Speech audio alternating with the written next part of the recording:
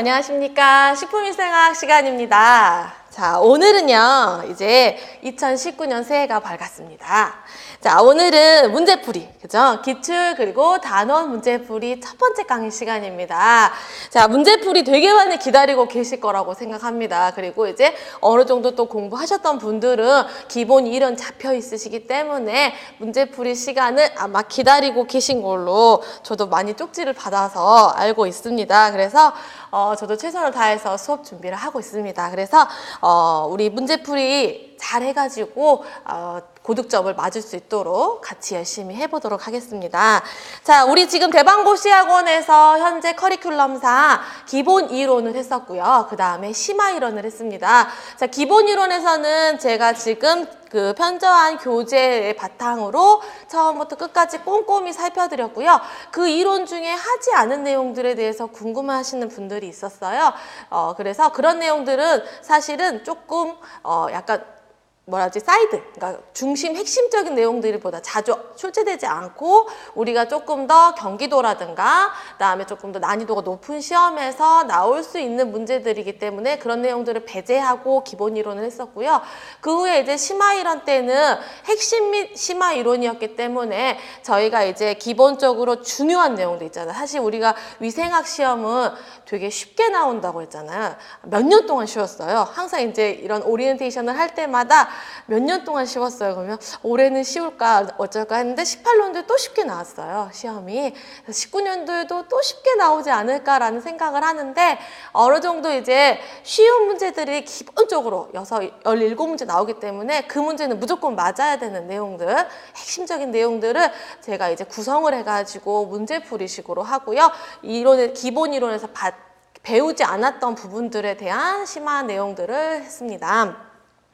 자, 오늘부터는 이제 기출문제 하고요. 그 다음에 각 단원별로 이제 책에 있는 순서대로, 단원에 있는 내용대로 차근차근 이제 공부했던 이론들을 접목하는 문제풀이 시간입니다. 자, 이렇게 그 단원별 문제풀이는요, 사실은 내용이 쭉 나와 있기 때문에 이런 거 있잖아요. 포도상 구급 문제가 한 3문제 나오고 있잖아요. 근데 갑자기 생뚱맞게 리스테리아가 나오지 않다 보니까 답을 풀기 굉장히 쉽습니다. 맥락이 흐름 쭉 머릿속으로 가기 때문에 그래서 좀 더 쉽게 풀 수 있고요. 그래서 나 되게 공부 잘하고 있는데? 라고 생각할 수 있으나 약간 그 모의고사 형태처럼 막 뒤죽박죽 섞어놓지 않았기 때문에 조금 쉽게 풀 수 있는데 이런 내용들은 내가 이론만 계속 공부하다 보면 본 거 또 보고 지금 공부를 또 한 2년 정도 했다 그러면 너무 지겹거든요, 사실. 위생을. 저도 항상 첫 해가 될 때마다 마음을 다시 새롭게 먹고, 해라도 보러 가야 되나. 왜냐면 위생책이 진짜 다시 계속 여러 번 보기 굉장히 지루해요. 선생님 이런 말 하면 안 되지만.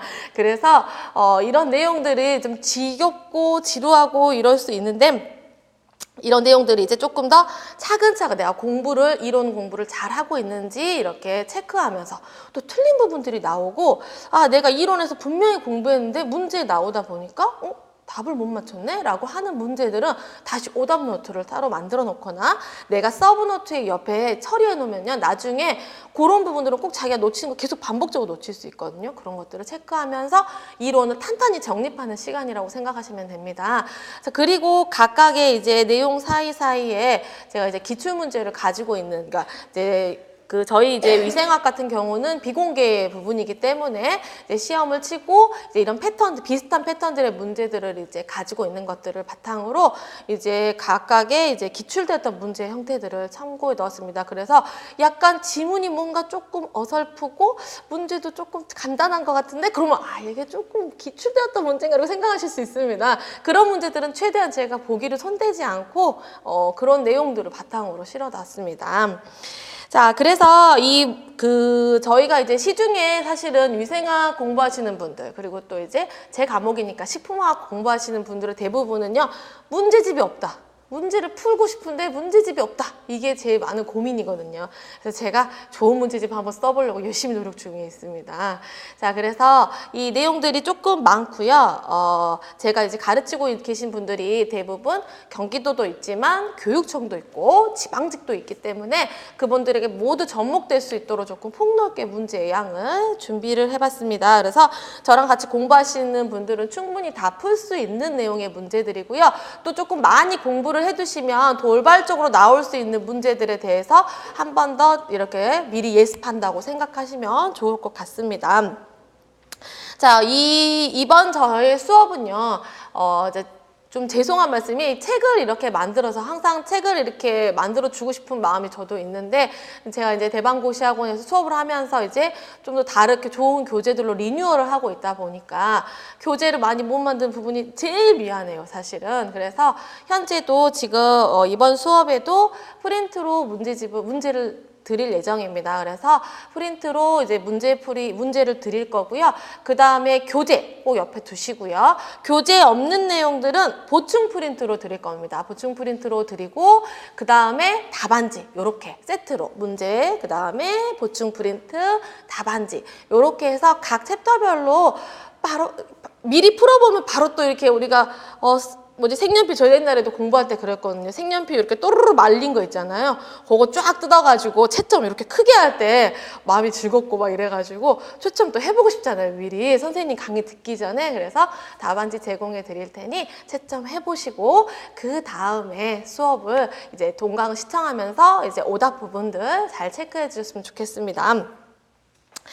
자, 그리고 오늘은 이제 제가 첫 번째 이제 그 문제풀이 시간이기 때문에 다시 우리가 기억을 상기시키기 위해 또 새해가 밝았기 때문에 우리 각 파트별 출제 경향 다시 한번 체크해드리고 수업에 들어가도록 하겠습니다. 자, 새해가 밝았고 이제 1월 달인데요. 이제 짧게는 이제 첫 번째 시험으로는 제가 봤을 때 경기도가 제일 먼저 스타트를 할 것 같아요. 경기도, 경북이 같이 시험을 많이 보거든요. 그래서 오히려 지금 경기도랑 경북은 같은 날인 경우, 오히려 이제 경기도 친구들은 같은 날이었으면 좋겠다고 해요. 경북이랑. 경북 친구들은 다른 날이었으면 좋겠다. 왜냐면 둘 다 응시할 수 있는 경우. 그런데 그 둘이 꼭 같은 날에 거의 시험을 봐서 스타트를 해가지고요. 각각의 지방들이 이제 시험을 보게 될 거고, 모든 공고는 제가 봤을 때 기본적으로 한 2월 달 설날 전후로 이렇게 많이 나오더라고요. 그때까지 너무 자주 들어가시지 않아도 자주 안 나오니까 저도 옛날에 맨날 들어가 보고 막 그랬는데 한 2월 달쯤에 나와요. 2월 달 나오니까는 그때까지 마음 편한, 왜냐면 또 공고가 뜨면 몇 명이 나온다? 그때부터 또 고민해. 이 지역을 갈까? 생각이 잠깐만 딴 데 가면 이 지역을 갈까? 저 지역을 갈까? 이거 생각하거든요. 그 원서 쓸 때 애들 머리 터지려고 그래요. 시험 볼 때보다 더 힘들어 하거든요. 왜냐하면 이 지역을 고르는 걸로 승패가 좌우되다 보니까 그런 부분이 있는데 그때까지는 공부에 집중을 하셔가지고 이제 빨리 시험, 4월 달부터 시작되는 시험 하시는 분들은 지금부터는 이제 컨디션도 조절하시고 그 다음에 공부량도 좀 늘리시고 그 다음에 서서히 암기도 준비하시고 해야 되는 시간이 왔습니다. 자, 우리 위생학은요 10개의 파트로 나눌 수가 있어요. 그래서 10개의 파트로 나눌 수가 있고 첫 번째 우리 위생법규가 나옵니다. 위생법규에서는 위생행정과 관련돼서 법규, 그 다음에 개요적인 내용도 있잖아요. 이런 내용들이 나오는데 법규는요 안 나오거나 한 문제 나옵니다. 근데 18년도에 안 나왔어요. 그렇기 때문에 19년도에 나오려나? 나는 가끔 작두를 좀 탔으면 좋겠는데 17년도, 16년도에 계속 나왔어요. 근데 18년도에 한번 쉬었습니다. 나올 확률이 좀 높아지고 있죠. 근데 그렇게 어렵지는 않은데 어려울 때는 막 행정처분 나와가지고 멘붕에 빠뜨리기도 하고 대부분이 이제 우리가 개요적인 내용, 정의라든가 그다음에 위생의 범주라든가 이런 좀 쉬운 내용들, 또 허가와 관련된 내용이라든가 이런 내용들이 나옵니다. 그래서 우리가 공부할 때는 좀 과하게 공부하는 부분이 있죠. 그래서 시험 보고 나오면 내가 이렇게까지 법규를 공부했는데 A씨 막 이러면서 할 수 있습니다. 그래서 법규는 이렇게 아예 안 나오거나 한 문제 정도 나온다고 생각하시면 됩니다. 자, 그 다음에 중요한 파트는 식품과 미생물 파트입니다. 자, 식품과 미생물 파트는 이제 그러니까 제가 쓴 교재를 바탕으로 합니다. 책마다 이제 파트에 이렇게 커리큘럼이 다 다를 수 있잖아요. 네. 근데 제가 쓴 파트 그 두 번째 파트에서 보통 3문제에서 4문제 정도 나옵니다. 이 파트가 생각보다 많습니다. 미생물에, 왜냐하면 우리가 위생학에서는 이렇게 식중독을 일으킨다거나 감염병을 일으킨다거나 이런 애들이 미생물이 주를 이루기 때문에 또 식품을 변질할 때도 막 광선이라든가 산소라든가 이런 변질의 요인들이 있지만 흡습 막 이런 것들이 있지만 그래도 미생물이 주가 되다 보니까 미생물에 대한 내용들이 좀 강하게 나오고 그 다음에 또 이제 식품이 변질되는 내용이 나오고 그 다음에 이제 소독과 살균 네, 관련된 내용들이 나오기 때문에 많습니다. 자, 그 다음에 이제 뭐니 해도 중요한 파트는 식중독 파트입니다. 자, 식중독 파트에서 첫 번째는 세균하고 그 다음에 바이러스성 식중독에 대한 내용이 나오고 보통 여기서도 한 3문제에서 4문제? 네, 한 3문제 정도 나온다고 생각합니다. 식중독에서는 보통 9에서 10문제가 나옵니다. 이 파트에서. 네, 세균하고 바이러스에서 한 3문제 정도 나오고 그 다음에 화학적 식중독이, 화학적 식중독 말고 책 순서대로 자연독 식중독 있잖아요. 자, 자연독 식중독과 그 다음에 곰팡이. 여기서도 한 3문제 정도 나온다. 그 다음에 화학적 식중독에서 한 4문제 정도 나온다. 이렇게 생각하시면 됩니다. 그래서 요 사이에서 요 안에 있는 애들끼리 좀 바뀔 수 있습니다. 어떤 애는 막 화학적 식중독 5개 나오고 세계도시도 좀 줄로 줄어든다거나 이렇게 조금 바뀔 수 있는데 보통 이 식중독 파트에서 9개에서 10개 정도. 그래서 여러분들이 이 식중독 파트는 무조건 꼼꼼히 살펴볼 필요가 있습니다. 자, 그 다음에는 우리 감염병 나옵니다. 그죠? 자, 감염병도 사실, 경구 감염이랑 인축공통을 하면은 꽤 많은 양의 감염병이 나오잖아요.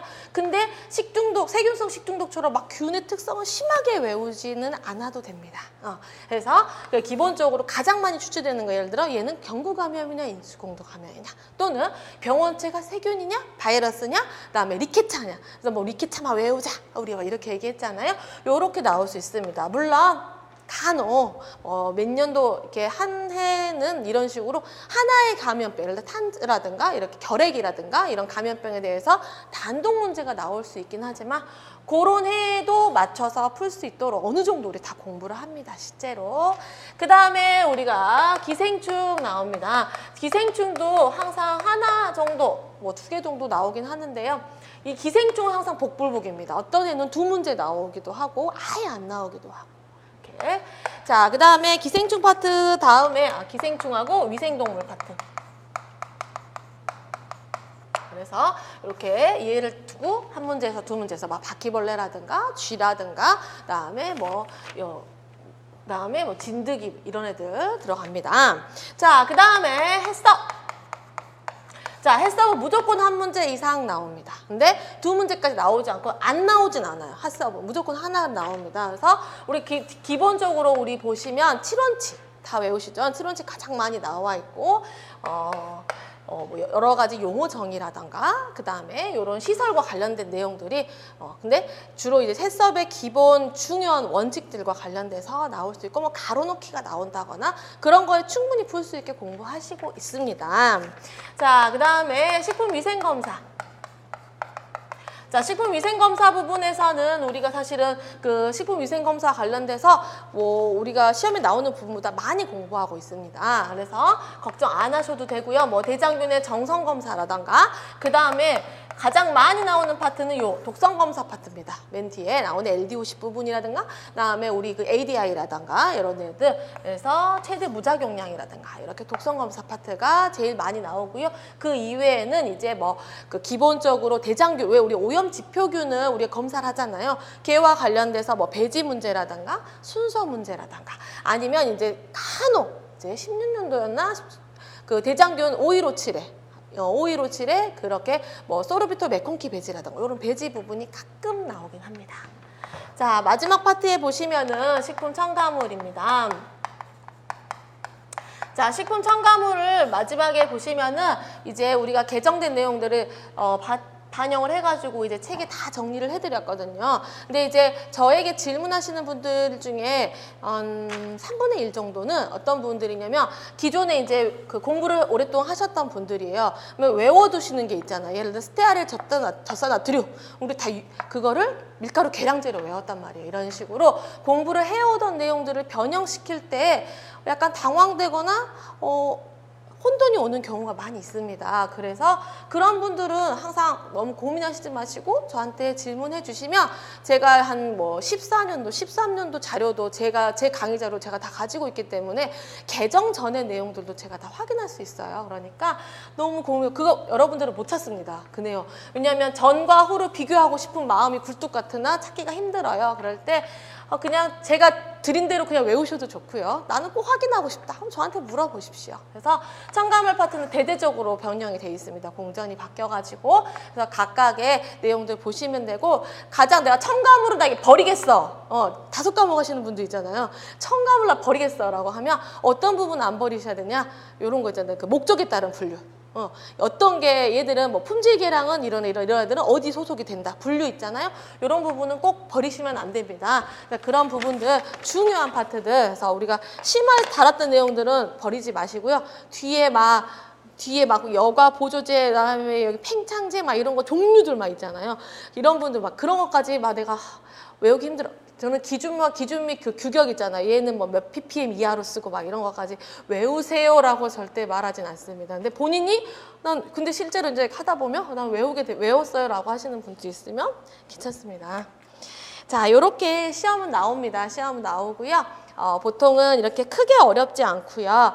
이제 한 2-3문제 정도 조금 어렵거나 아니면 혼돈되거나 아니면 한 번도 보지 못하거나 정말 작년처럼 철주석 그 섭취 허용량 같은 우리를 모두 당황시키는 이런 문제로 이제 그래서 그 문제로 한 이틀, 3일 동안 아주 게시판이 시끄럽잖아요. 온갖 책을 다 꺼내고 외국 게시판들하고 난리가 나잖아요. 이렇게 이런 내용들의 문제들이 조금 나올 수 있는데 이런 것들에 대해서 이제 공부를 열심히 하시면 해결 능력이 생긴다고 생각을 합니다. 자, 그래서 한번 오리엔테이션을 했고요. 자, 오늘은요, 첫 번째 시간이 자, 위생법규 및 행정 수업을 하도록 하겠습니다. 자, 첫 번째 파트는 이제 법규 파트입니다. 제가 준비해온 문제는 110문제 정도 됩니다. 그래서 이제 각각의 법규 파트의 내용 순서대로 쭉 나열이 되어 있고요. 문제 풀이를 전부 해드릴 테니까 걱정하시지 마시고 같이 조금 지루하셔도 열심히 해봤으면 좋겠습니다. 우리 법규 파트는요, 크게 4가지로 나눠서 지금 문제 풀이가 되어 있습니다. 그래서 최대한 순서를 지금 맞추고 있어요. 그러면 첫 번째는요, 개요에 대한 내용이에요. 위생의 개요. 위생의 개요 부분에는요, 우리 위생의 정의, 우리 WHO 정의가 시험에 나온 적 있죠. 정의된 내용, 그 다음에 목적, 그 다음에 위생의 대상 또는 범주. 그래서 얘는 엄청 쉬워요. 그죠? 뭐냐면 우리 5가지 있었잖아. 식품 등이라고 표현했던 식품 첨가물, 기구, 용기, 포장. 요렇게. 요거 이외에 이상한 거 막 넣어놓습니다. 그러면 그거 골라내면 돼요. 요런 식의 위생의 개요 부분이 나오고요. 그 다음에 식품의 위해 요인이 나옵니다. 자, 식품의 위해 요인은요, 아주 고전에서부터 자주 나왔던 친구고요. 요즘에는 뜨문 나오긴 하는데 아예 안 나오진 않아요. 근데 제일 많이 나오는 친구가요, 내인성이에요. 되게 쉽잖아요, 사실은. 내인성. 우리 자연독 있잖아요, 자연독 같은 거. 그다음에 뭐 알레르겐이라든가, 뭐 항갑상선 물질이라든가, 항비타민성 물질 이런 것들 있잖아요. 이런 내인성의 문제가 제일 기출된 내용들을 이렇게 쭉 살펴보면 내인성이 제일 많아요. 그래서 쉽게 풀 수 있습니다. 그래도 같이 화학적 식중독과 관련돼서 뭐 유기성 인자라든가 이런 것들이 같이 나오기 때문에 한번 살펴볼 필요가 있습니다. 그 다음에 위생 행정 부분입니다. 자, 위생 행정 부분은 거의 나오진 않는데요. 주로 이제 내용들은 우리가 가장 중요한 그 관계부처가 식약처잖아요. 식약처의 기본적으로 이제 조직도라든가 하는 일들을 조금 보고요. 그 다음에 관리제도. 해썹이라던가 그 다음에 식품 이력 추적 관리라든가 리콜 제도라든가 이런 관리 제도를 좀 보고요. 그 다음에 소관부처가 나옵니다. 이 법은 먹는 물 관리법은 어딜까? 환경부 이런 식으로 이렇게 소관부처. 근데 이 소관부처는요, 교육청 시험에 자주 나옵니다. 그러니까 우리 경기도라든가 지방직 시험에도 가끔 나오지만 이 교육청 부분에서 출제된 적이 많습니다. 그래서 거기에 보기에도 또 항상 이거 나옵니다. 학교급식법은 교육부 이렇게. 이런 것들 그런 문제가 있다가 교육청에서 기출됐던 문제구나 이렇게 생각할 수 있을 만큼. 마지막은 이제 메인인 식품위생법입니다. 그래서 식품위생법과 관련된 문제와 그 다음에 관련된 고시들 있잖아요. 식품 중에 표시기준이라든가 이런 내용들을 쭉, 그 다음에 기준 및 규격이라든가 그 다음에 뭐 유전자 GMO의 심사와 관련된 내용이라든가 이런 부분들의 문제들이 쭉 있습니다. 그리고 공부했던 순서처럼 해썹에 관련된 법규는 해썹 파트에서 할 거고, 식중독에 관련된 법규는 좀 식중독 파트에서, 이렇게 지금 계속 하면 너무 힘들잖아요. 지금도 많은데. 그래서 이렇게 책에 있는 순서대로 진행을 하도록 하겠습니다. 자, 그러면 문제부터 풀어봅시다. 자, 지금 동영상을 시청하고 있으신 분들은요, 꼭 문제를 먼저 풀어보고, 저는 복귀는 절대 안 외웠는데요. 절대 안 외우죠. 저도 잘 안 외웁니다. 그래도 문제 한번 풀어보시고 동영상을 보셨으면 좋겠습니다. 자, 1번부터 보겠습니다.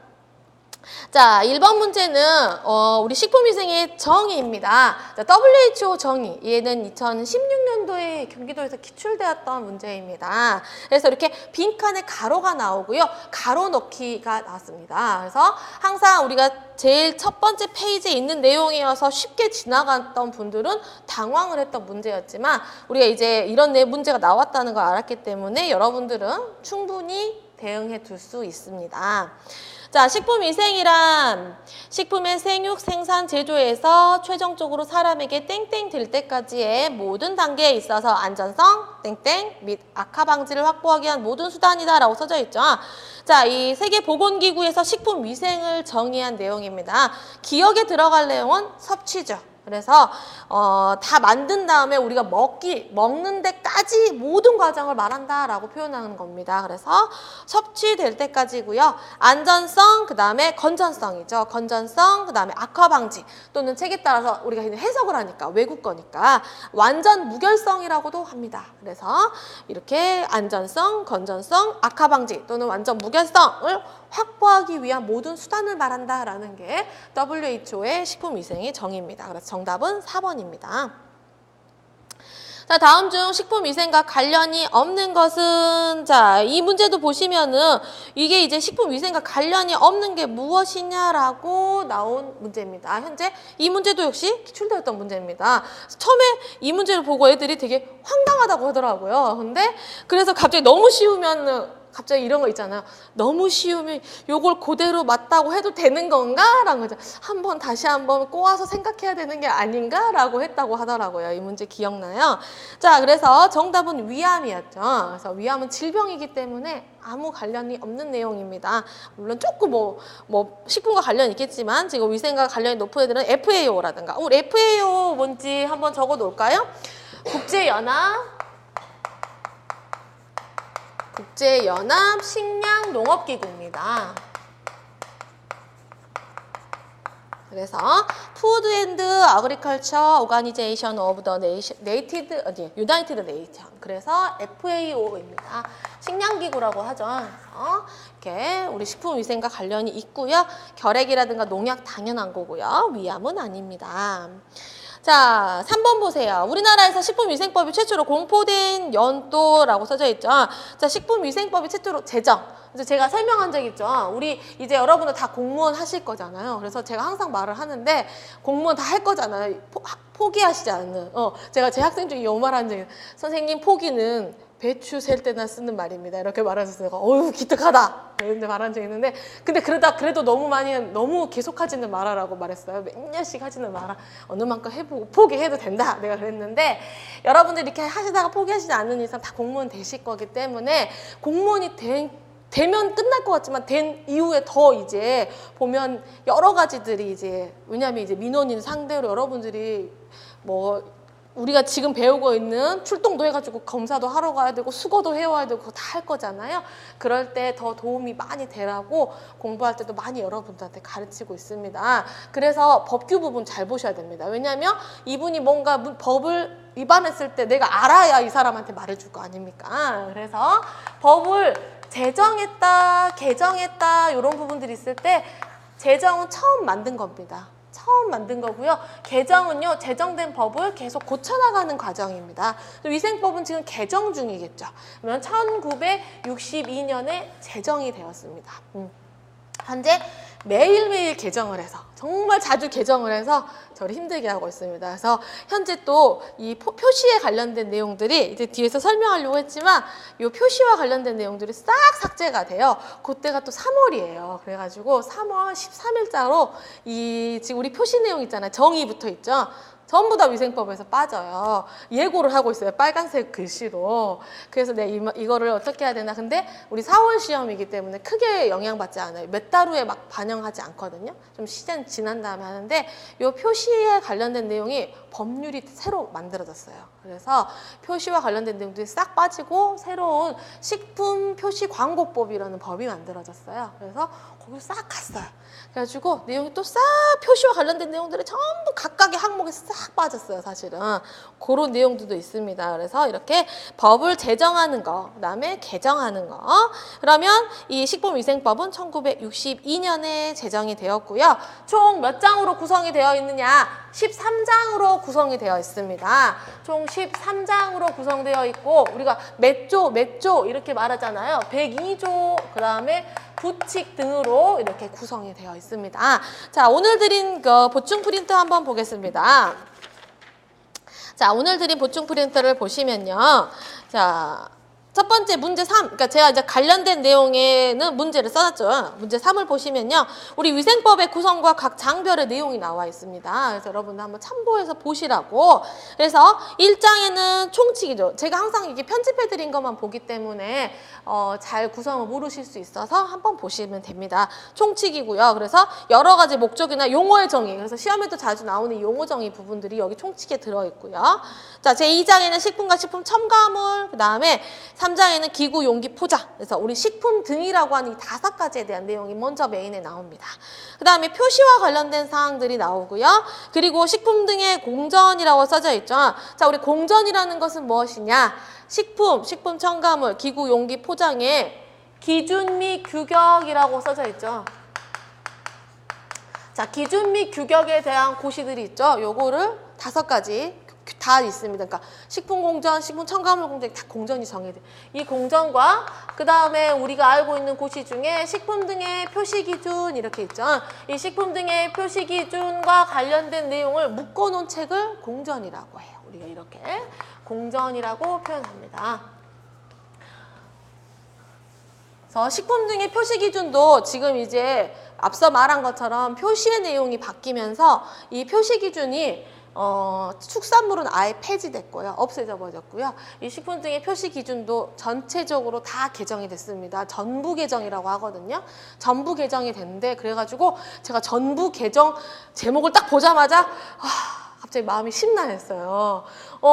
애들이 지금 또 얼마나 힘들고, 왜냐면 표시 기준 바뀐 지 얼마 안 됐거든요. 근데 다행히 2022년에 시행돼요. 그래서 2022년 전에 합격하는 걸로. 그죠? 아직 많이 남았어요. 19년, 20년, 21년. 그래서 어찌나 감사한지 내가. 그래서 시행 날짜가 중요해요. 개정 날짜는 중요하지 않아요. 시행 날짜 중요합니다. 자, 요렇게를 묶어놓은 책을 공전이라고 합니다. 자, 그래서 공전에 대한 내용, 그 다음에 6장에는 검사, 그 다음에 영어, 그 다음에 조리사, 우리 그 조리사에 대한 내용들, 또 영양사에 대한 내용들 살짝 나와 있죠. 그 다음에 식품위생심의위원회, 그 다음에 위생단체, 그 다음에 시정명령과 허가취소 등의 행정제재, 보칙, 마지막에 벌칙 해서 위반한 사람들에 대한 이제 행정처분에 대한 내용까지 이렇게 총 13장으로 구성이 되어 있고요. 102조로 나와 있습니다. 자, 그럼 4번 봅시다. 자, 다음 중 식품위생법의 목적이 아닌 것은, 자, 식품위생법의 목적은 제1조, 그러니까 식품위생법 제1조에 나와 있습니다. 자, 목적은 우리가 3가지의 포인트가 있습니다. 그래서 보시면 식품으로 인한 위생상의 위해 방지, 식품 영양의 질적 향상, 그 다음에 식품에 관한 올바른 정보 제공이 3가지 포인트입니다. 4번에 보시면 완전식품의 보존과 섭취 도모는 아닙니다. 그래서 정답은 4번입니다. 자, 우리나라 5번 보시면요. 우리나라 식품위생법에서 식품위생의 대상이 아닌 것은 이라고 써져 있죠. 자, 대상은 5개입니다. 그래서 쭉 보시면 1번 첨가물 맞고요. 2번 기구용기 맞고요. 3번 포장도 맞고 4번 영업은 틀렸죠. 영업이 아니고 식품으로 바꿔주시면 됩니다. 자, 6번 보시면 식품위생법의 감시 대상 범위가 아닌 것은 자, 위하고 같은 문제죠. 이거 역시 이런 문제, 이런 식의 기출이 됩니다. 이렇게. 그래서 쉽게 찾을 수 있어요. 식품, 식품 첨가물, 제조회사의 상표 아니고요. 포장, 이런 것들이죠. 포장. 그 다음에 4번에 기구 용기. 그래서 정답은 3번입니다.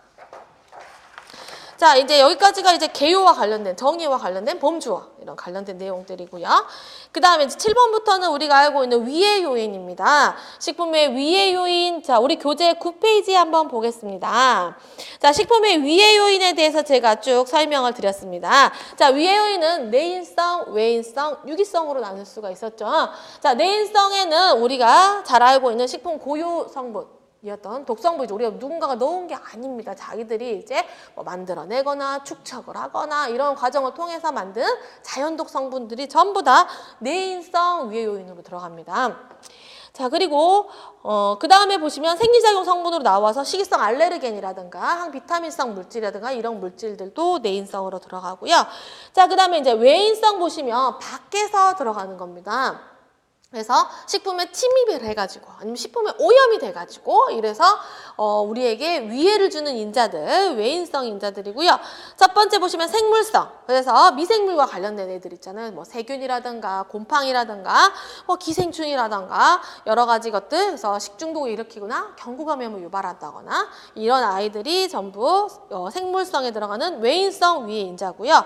그다음에 인위성은 이제 우리가 화학적 식중독에서 자주 다루는 친구들이에요. 뭐 농약이라던가 방사능 물질이라든가 그 다음에 기구용기 포장해서 용출되는 물질이라든가 그 다음에 내가 비의도적으로 넣건 의도적이든 유해 첨가물 그래서 허용된 식품 첨가물이 아닌 유해 첨가물이라던가 그다음에 뭐 PCB, 비소 이런 것들이 이제 인위성 인자도 들어가 있고요. 자, 유기성 인자는 우리가 어떤 성분을 넣은 게 아닙니다. 우리는 둘 다 따로따로 있을 때는 다 먹어도 되는 성분들인데 얘들이 만나서 뭐 여러 가지 조리 과정을 통해서 얘들이 뭔가 새로운 물질을 만들어내는 겁니다. 근데 그 물질이 안 좋아. 그죠? 몸에 나빠. 그래서 이런 인자들을 이제 유기성 인자라고 합니다. 자, 요렇게 인자들을 나눌 수가 있고요. 자, 이제 문제를 한번 풀어봅시다. 7번 보시면 내인성 위해 요인이 있는 식품으로 옳은 것은 자, 보시면 가나다라의 보기가 있습니다. 첫 번째, 수확 직전까지 농약을 뿌린 쌀. 자, 농약이 언급돼 있죠. 외인성 위해인자입니다. 외인성. 그래서 답이 아니죠. 자, 그 다음에 나와보시면 정제가 불충분한 면실류. 자, 정제가 불충분한 면실류에는 고시폴이 있을 확률이 높다라는 지식이 있어야 됩니다. 그렇죠? 우리가 자연독, 식중독의 고시폴에 대한 내용을 알고 있어야 이 부분을 풀 수 있다는 겁니다. 그래서 다 정제가 불충분하다. 이런 참기름 같은 경우는 정제를 많이 하지 않잖아요. 올리브유도 그렇고. 근데 이게 정제가 불충분하다고 해서 전부 다 위해 요인이 되는 건 아니잖아요. 근데 면실류라는 표현을 했기 때문에 아하, 고시폴이구나라고 해서 내인성 위해인자입니다. 자, 푸른 곰팡이에 의해 부패한 사과라고 써져 있죠. 자, 푸른 곰팡이 페니실리움입니다. 그래서 곰푸르 페니실리움 그 다음에 사과 하니까 우리 딱 떠오르는 만약 독성분이 있다 그러면 공부를 열심히 하고 있는 겁니다. 합격이 가까워 오고 있어요. 그렇죠? 그래서 이렇게 이 곰팡이독과 관련되어 있는 거 외인성 위해인자입니다. 자, 라 보시면 싹이 난 감자라고 써져 있죠. 자, 싹이 난 감자는 우리가 싹이 났거나 녹색 부위에 생길 수 있는 유독물질인 솔라닌을 예상이 가능해집니다. 그래서 정답은 나라 3번입니다. 자, 8번. 식품으로 인해 생기는 건강장애의 원인 물질 중 유기성인 거 찾아보면 됩니다. 자, 가에 있는 항비타민성 물질은 내인성이죠. 그래서 아닙니다.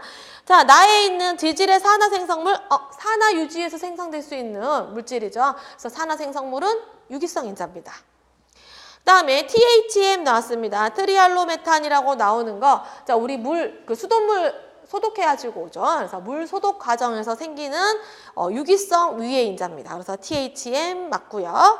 그 다음에 라를 보시면 NDMA라고 써져 있습니다. 니트로서 다이메틸아민. 자, 니트로소 다이메틸아민 NDMA는 뭐냐면 우리가 크게 카테고리 누구에 들어있냐? 니트로사민에 들어있습니다. 니트로사민 중에 이 니트로사민이 뭐냐면 아민이라고 써져 있는 부분에 2급 그다음에 3급 이렇게 해서 2급이면 다이메틸아민, 그다음에 3급이면 트리메틸아민 이런 식으로 이렇게 2급 아민과 그다음에 니트로기가 만나서 만들어지는 게 이 NDMA입니다. 그래서 보시면 이름을 보시면 니트로소 다이메틸아민, 그래서 유명한 친구죠. 자, 그래서 정답은 나다라입니다. 자, 8번은 3번. 9번 다음 중 내인성 원인 물질 보시면 1번이죠. 식이성 알레르겐입니다. 2번에 PCB는 외인성. 3번의 아플라톡신도 외인성입니다. 4번의 방사성 물질 뭐냐면 외인성입니다. 그래서 방사성 물질 하면 우리가 알고 있는 것처럼 뭐 스트론튬 90이라든가 세슘 137이라든가 요오드 131이라든가 이런 애들이 있잖아요. 그래서 방사성 물질. 그래서 우리 방사성 물질과 그 다음에 방사선 조사하고는 절대 구분하셔야 됩니다. 처음 공부하시는 분들은요, 당연히 헷갈려서 왜 이게 헷갈려? 라고 생각하실 수 있으나 진짜 헷갈릴 수 있습니다. 그래서 방사선 조사는 살균에 사용하는 이렇게 그 조사하는 거고, 그 다음에 요 방사성 물질은요, 식품에 오염되어서 우리 몸에서 여러 가지 인체에 장애를 일으키는 물질입니다. 자, 10번 보시면요. 식품으로 인한 위생상의 위해 요인이 아닌 것은 이라고 써져 있죠. 병원균, 유해식품 첨가물, 비타민 결핍, 경구감염법. 자, 3번이 정답입니다. 그렇죠? 그래서 비타민 결핍 이런 것들은 영양과 관련된 문제잖아요. 그래서 우리가 위생하고 영양할 때 보기로 영양적인 내용들이 나와서 잘 구분해내시면 됩니다. 뭐 심의위원회 직무가 아닌 것은 막 이런 것들 있잖아요. 이런 것들에서 영양을 언급하는 부분들을 잘 골라내면 답을 찾기도 쉽습니다. 자, 11번 식품으로 인한 위생상의 위해 요인과 그 대상물의 연결이 잘못된 것은 이라고 써져 있죠. 자, 첫 번째 보시면 미생물에 의한 것은 세균성 식중독 맞습니다. 화학물질에 의한 거 보시면 맥강 및 황병미 중독 아닙니다. 그쵸? 자, 2번이 정답이고요. 맥강 및 황병미 중독은 화학물질이 아니고 곰팡이 독에 의한 겁니다. 그쵸? 곰팡이에 의해서 얘가 이제 뭐 맥각이라든가 황변미, 그죠? 쌀을 노랗게 한다거나 페니실리움 애들이 일으키는 독작용, 독성분이죠. 그래서 이런 것들은 미생물에 의한 생물성입니다. 자, 그 다음에 화학물질에 의한 거 보시면 유해첨가물의 중독 부분 있고요. 맞습니다. 기생충에 의한 거 무구조축 맞습니다. 자, 12번 보시면 식품으로 인한 건강상의 원인 물질 중 외인성이 아닌 것은 이라고 써져 있죠. 자, 찾아봅시다. 다이옥신은 외인성입니다. 시구아톡신은 내인성이죠. 시구아테라라는 독어가 만들어내는 독성분입니다. 그 다음에 시겔라는 외인성입니다. 그죠? 자, 시겔라는 뭐지? 세균성 이질 원인균입니다. 그죠? 시겔라.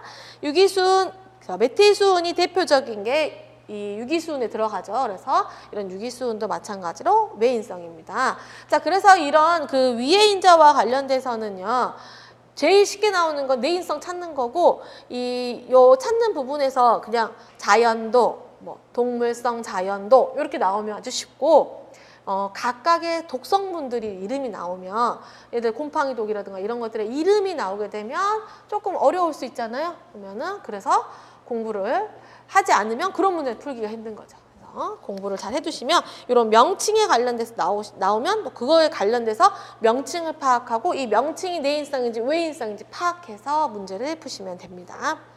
13번 다음 중 유기성 유독물질에 대한 설명으로 옳은 것은 식품 자체에 함유되어 있는 고유 성분으로 인체에 유해작용을 일으킬 수 있는 성분이다. 자, 내인성 독성 물질에 대한 내용입니다. 이 정의는 두 번째 식중독 세균, 그 다음에 경구감염병균, 곰팡이 유독 대사산물인 곰팡이독과 기생충 등이 있다라고 써져 있는데 이런 식중독균이라든가 감염병균, 그 다음에 곰팡이독 성분 이런 것들은 외인성 인자입니다. 외인성 독성물질. 자, 그 다음 3번 식품의 제조, 가공, 조리 및 물 소독 과정에서 생성되는 유독 성분은 유기성입니다. 그렇죠? 그래서 3번입니다. 자, 4번 식품이나 그 원재료의 생육, 생산 과정이나 식품의 취급, 가공, 보존 혹은 유통 사이에 부착, 혼입, 오염되는 물질이다? 아닙니다. 자, 14번 봅시다.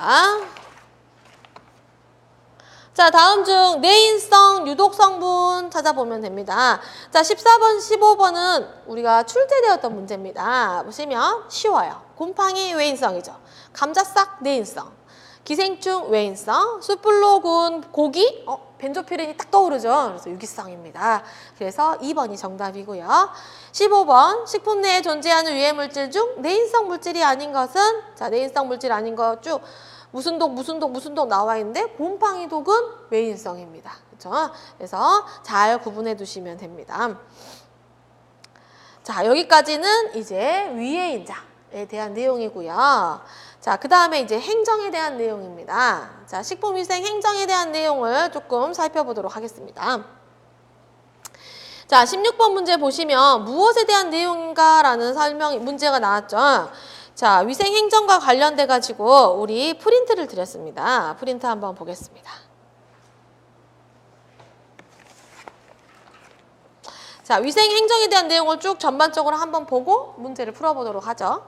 자, 위생행정에 대한 내용은 뭐냐면 식품위생법에 기초를 두고 있는 국무총리실 산하 식약처의 행정을 말합니다. 이러한 일을 수행하는 데에 관련된 이런 위생관리제도들은 다음과 같이 구체적인 시책을 시행하고 있습니다. 그래서 식품 등 이 5가지의 이제 성분 규격이나 제조 및 사용 기준을 설정한다거나 첨가물로 사용되는 화학적 합성품의 지정 표시 제도를 한다거나 위생 감시, 또 제품 검사, 수입 식품도 감시하고 있고 해썹을 실시한다거나 또 농약의 잔류 기준을 설정한다거나 또 유해 식품은 자진 회수하는 리콜 제도를 실시한다거나 또 위생교육, 건강진단, 그죠? 종업원들, 종사자들의 위생교육, 건강진단 등을 실시한다거나 그리고 식중독의 예방과 발생 시 조치, 조리사 영양사 제도 등을 실시하고 있습니다. 자, 뒷장에 넘기시면 현재 시행 중인 우리 식품위생관리제도에 여러 가지가 있거든요. 사실 뭐 농산물과 관련된 부분도 있고 많이 있는데 이 중에서 조금 더 자주 언급되는 6가지를 적어놨습니다. 해서 식품이력 추적관리제도, 사과품질검사제도, 제조물 책임법, 식품의 자진회수제도, 영업 등의 허가제도 이런 것들이 있습니다. 자, 이 중에서 다 알고 있어요. 우리 해썹도 알고 있고 다 알고 있는데 제조물 책임법은 처음 봤죠. 제조물 책임법 한번 보시면 4번에 있는 제조물 책임법은 제조물의 결함으로 인해 신체 또는 재산상의 손해를 입어. 그래서 제조업자 등이 무과실책임 원칙에 따라 손해배상 책임을 지도록 해서 피해자를 보호하고 국민의 안전과 국가경제의 건전한 발전에 기여하고자 하는 법입니다. 그러면 제조물은 우리가 제조상의 결함이 있을 것이고 설계상의 결함이 있거나 표시상의 결함이 나타날 수 있습니다. 이런 결함에 있어서 책임을 져야 된다는 겁니다. 자, 그 다음에 식품의 자진회수제도라고 써져 있죠. 우리 리콜 제도라고 하는데요. 보시면 판매를 목적으로 식품 등을 제조, 가공, 소분 또는 수입한 영업자나 판매한 영업자는 이로 인해 위생상의 위해가 발생하였거나 발생할 우려가 있다고 인정하는 때 유통 중인 식품을 회수하도록 노력해야 하는 제도입니다. 자, 그래서 이 회수를 하는 이 리콜 제도에는요, 긴급한 상황이 있고 일반 상황이 있습니다. 그러면 긴급 상황은 어떤 거냐? 식품 등에 병원성 미생물이라든가 유독, 유해 물질이 들어있어가지고 인체에 악영향을 주거나 사망에 이르게 할 가능성이 있다. 그럼 빨리 수거를 해야 되잖아요. 그랬을 때는 뭐 식약처, 시도지사, 시장군수, 구청장, 식품회수 평가위원회 이런 사람들의 심의를 거치지 않고 바로 회수하도록 업체가 제품 빨리빨리 회수하도록 하는 걸 긴급 상황이라고 하고요. 일반 상황은 이제 여러 가지 이제 그 식품 등이 소비되고 사용을 해가지고 위해가 발생할 것 같다. 그러면 국민에게 회수에 대한 내용을 공지를 하고요. 공고를 하죠. 공고하고 사과문 쓰고 자진 회수하는 내용들을 이제 일반 상황이라고 합니다. 자, 행정과 관련된 내용 우리 책을 한번 봅시다. 자, 책을 한번 보시면은 우리 책 10페이지 보시면 식품위생행정기구인 식약처 기구가 나와 있습니다. 자, 식약처의 기구 조직도 다 있는데 이 중에 식품안전정책국에 5개의 과가 있죠. 5개의 과가 있는데 과의 이제 직무들을 쭉 정리해 두었습니다. 이 중에서 뭐 건강기능식품정책과라든가 주류안전정책과는 우리가 딱 들었을 때 주류, 술을 관리하는 거 있고 그래서 술 같은 경우는 그 제조하는 것은 술을 제조해주고 그 다음에 허가를 내주고 주류 면허를 받아야 돼요. 그런 것들은 국세청에서 관리를 하고 주세법을 따르고요. 이렇게 그 시설이라든가 만드는 시설, 그 다음에 제품의 이런 위생과 관련된 부분은 식약처에서 관리를 합니다. 자, 그래서 건강기능식품은 건강기능식품일 것이고, 그럼 우리는 식품안전정책과와 식품안전관리과, 식품안전표시 인증과 각각의 하고 있는 일들을 한번 살펴볼 필요가 있습니다. 그래서 쭉 정리해놨으니까 잘 보시고요. 자, 그 다음에 13페이지 보시면 소관부처의 현황이 나와 있습니다. 그래서 식품위생법이라던가 축산물위생관리법, 건강기능식품 관한 법률, 수입식품안전법, 안전관리법 이런 것들은 다 식약처에서 소관부처입니다. 관리하고 있고요. 주세법은 기획재정부, 소금산업진흥법은 해양수산부. 그래서 이 소금과 관련된 것은 해양수산부에서 관리를 하고요. 학교급식법은 교육부, 먹는물관리법은 환경부, 농수산물 품질관리법은 농림축산식품부, 식품의약품안전처, 해양수산부 이런 부서에서 공통으로 3개의 부서에서 관리합니다. 원산지표시법도 있죠. 우리 농수산물 원산지 표시에 관한 법률은 역시 원산지니까 원재료니까 농림축산식품부, 그다음에 수산물은 해양수산부 이렇게 관리를 합니다. 자, 우리 10분만 쉬었다가 이 내용으로 문제 한번 풀어봅시다.